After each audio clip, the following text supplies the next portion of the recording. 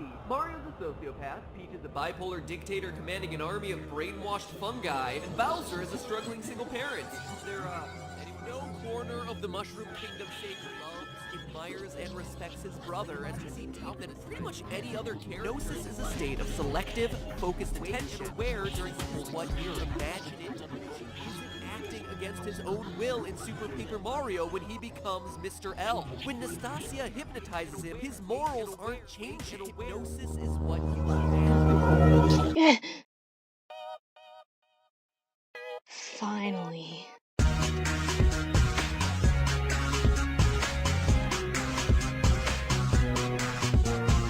Hello, people of the internet. Welcome to the flip side, the theory show that'll probably only have this one episode because I suck at this. Please excuse the audio. Not everyone can afford an Audio-Technica AT2020 USB cardio microphone, you know. Anyways, it's time to finally punch a hole into the seemingly indestructible godlike character known as MatPat. He finally left a hole big enough for me to tear open in one of his more recent videos for me. The theory in question? Well, Luigi's secret identity. Gosh, when I first saw this theory, I found it almost as jarring as the Pillsbury cylinders popping when I was a child. Time to sum up his theory.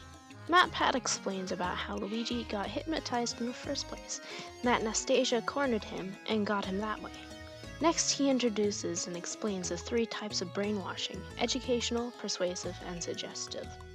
Educational involves torture, isolation, and time, which couldn't be the answer because it was seemingly instantaneous. Persuasive involves bribery, but Mr. L makes his own decisions, so that can't be it either. Suggestive is the only one that counts as hypnosis, and it just so happens to fit perfectly into what happened to Luigi.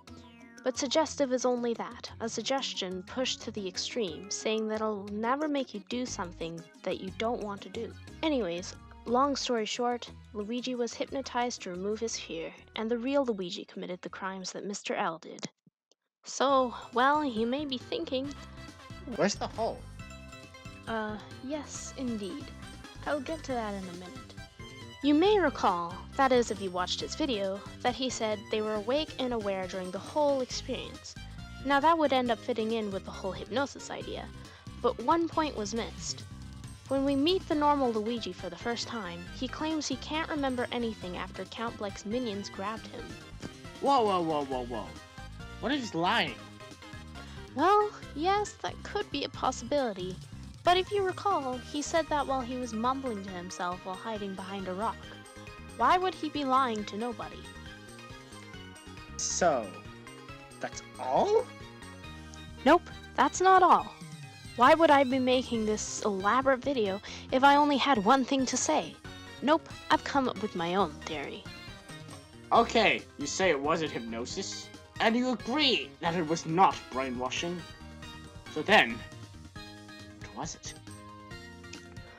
Well, I believe it was hypnosis, just not the kind that a single person would depict from first glance. Wait, you just proved it wasn't hypnosis, but you still say it was hypnosis? What have I told you that Luigi has dissociative identity disorder, or more commonly known as multiple personality disorder? Well, I'd say that's oddly convenient, considering the fact that Luigi is your favorite character after all. No, don't! Don't tell them that. Why? I was there when your first little reaction to MatPat's video occurred. Stop!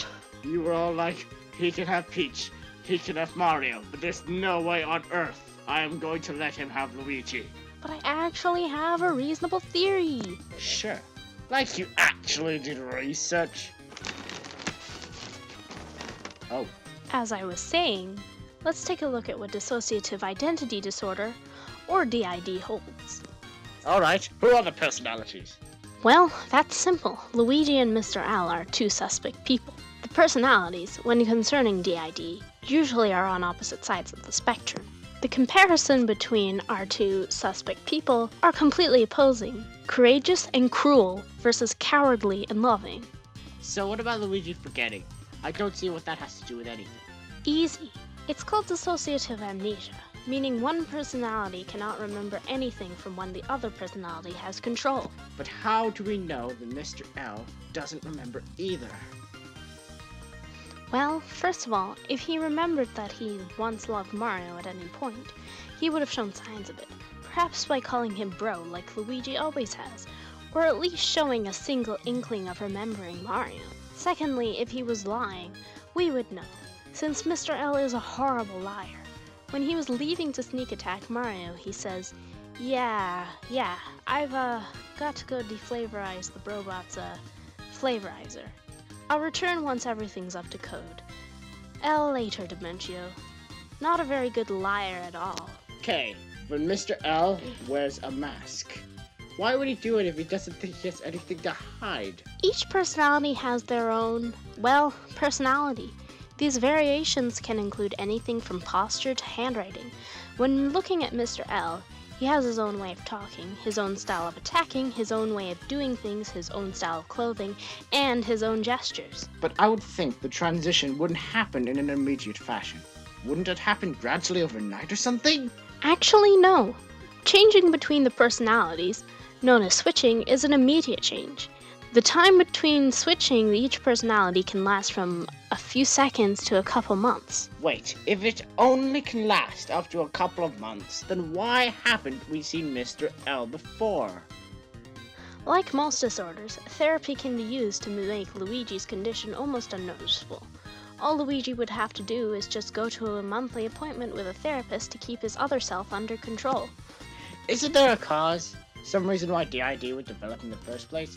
Somehow, I highly doubt that a condition of that sort would happen as a sort of luck of the draw thing. Well, actually, it is something that comes from a traumatic event from the person's childhood. Think, what is a possible game that shows Luigi and Mario as children? I'll give you a hint, the brothers are more specifically babies rather than children. Well, Yoshi's Island, of course. Just think of the storyline from Luigi's point of view. Being suddenly jerked from the gentle grasp of the stork and then being pulled off quickly to some place that is obviously not nice while seeing his brother, the only family that Luigi has ever known, fall to his supposed death. That last bit is really significant. I mean, Luigi was just a baby. He probably didn't even care that his brother was gone. Well, some may think that, but siblings have a very special connection, especially at a young age, that researchers even have trouble understanding. If they're separated roughly, huge amounts of stress and anxiety come over them both. Mario was greeted with the Yoshis, and that calmed him down, but Luigi, there wasn't anyone there to help him calm down. Hang on, we're siblings. Yeah? We don't have any sort of special connection. Well, we do, or at least we used to. Or rather, I did. You were too old at that point. Few people really remember that connection. Okay, I don't see what hypnosis really has to do with any of this. Well, simple. Each personality can be called through hypnosis. Well, that's about everything. I'm not actually expecting you to see this, MatPat. Who do you think I am? I'm not gonna continue this series. Wait a minute, actually,